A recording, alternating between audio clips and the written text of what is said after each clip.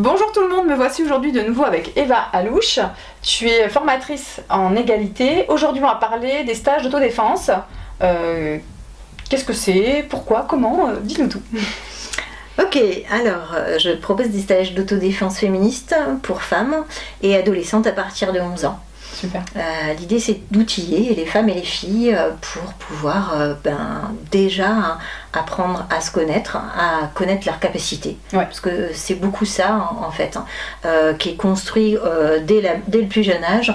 Les filles n'auraient pas les mêmes capacités que les garçons à se défendre. Et là c'est ça que je déconstruis à travers les stages.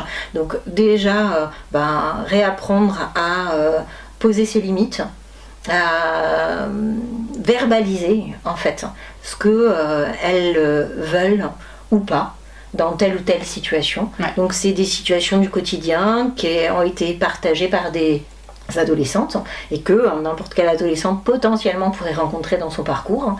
Et donc qu'est-ce qu'on pourrait faire dans cette situation-là pour poser des limites face à une personne qui les enfreint, ou en tout cas qui ne tient pas compte de nous.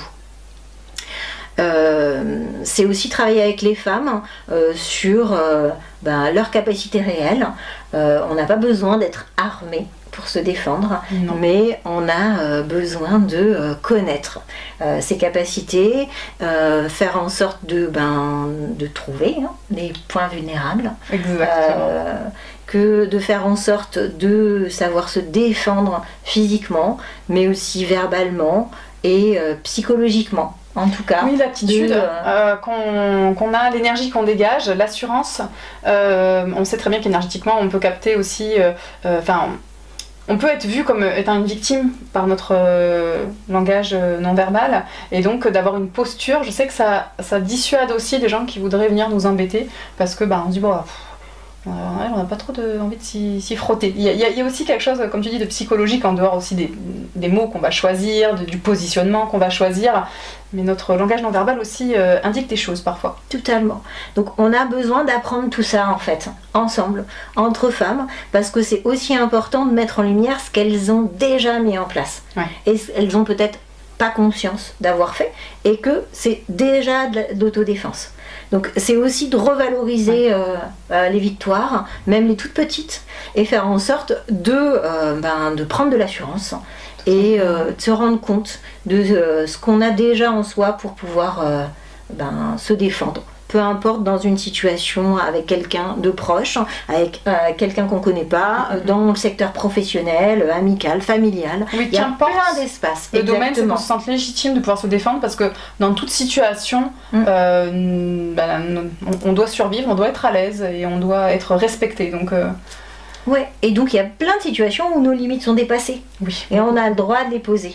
Et plus on va les poser tôt, et moins on aura besoin en fait, de se défendre physiquement. C'est surtout ça aussi. Donc l'autodéfense, c'est physique, c'est en dernier recours.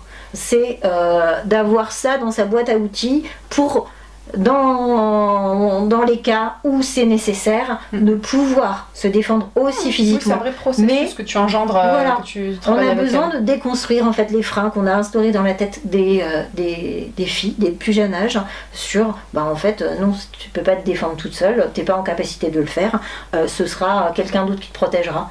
Et souvent, malheureusement, la réalité, c'est que c'est les espaces personnels et les gens les plus proches de soi qui peuvent potentiellement être les personnes les plus violentes envers nous. Exactement. Et donc comment on va apprendre à se défendre auprès d'une personne qui est soi-disant censée nous protéger? C'est tout le problème. Exactement. Et ça c'est un non-sens. C'est un non-sens du patriarcat, ça.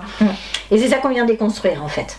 Donc offrir un espace où c'est possible de parler de ça, où c'est possible de partager entre femmes des réalités, et de faire en sorte de se rendre compte de moi j'avais mis ça en place et ça a fonctionné, ou ça, moi j'y avais jamais pensé comme ça, sous cet angle-là. Il y a énormément de stratégies à mettre en place. Donc, évidemment, elles sont à l'infini. Donc tu en découvres sûrement tous les... Totalement. À chaque stage. C'est chaque personne qui participe au stage a quelque chose à apporter d'elle-même, et c'est ça qui est important. D'accord, Ouais. parfait. Je trouve ça très intéressant. En tout cas, n'hésitez pas à faire intervenir Eva justement pour travailler tout ça, parce que j'aime bien l'idée du processus, qu'on n'est pas là juste pour se battre comme la guerre, mais que tout passe par d'autres étapes en amont. Je trouve ça très intéressant. Je te remercie beaucoup Eva pour ces lumières.